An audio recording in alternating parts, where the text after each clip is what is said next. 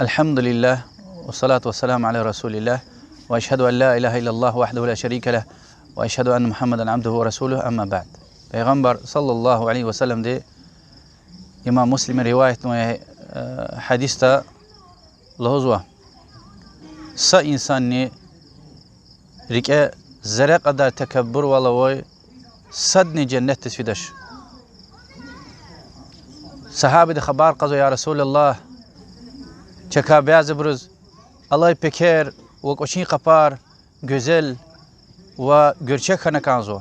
hem tekebbür vel yeni Peygamber aleyhissalatu vesselam dilhuzu ki Allah Teala güzel ve gerçek ya ve güzel ve gerçek vel para kanzo idi tekebbür vel amye ki hak kabul tavu ve insanlar jwala agusqan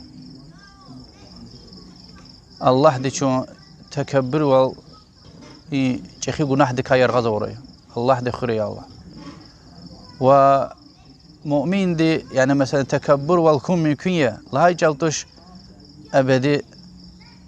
cehennem desfiz ve Allahu alem hadiste mana kum mümkün ya cehennem desfiz ve Allah de çehi khuri Allah sakadar vaktin la aqat ve ya ki adan cezata ganwas cennet desfidaş la hajal uç la de tekebbür vel çehi günah ya Allah de çehi khuri Allah Allahu a'lem sallallahu aleyhi ve sellem ala Muhammed ve ala alihi ve sahbihi ecmaîn.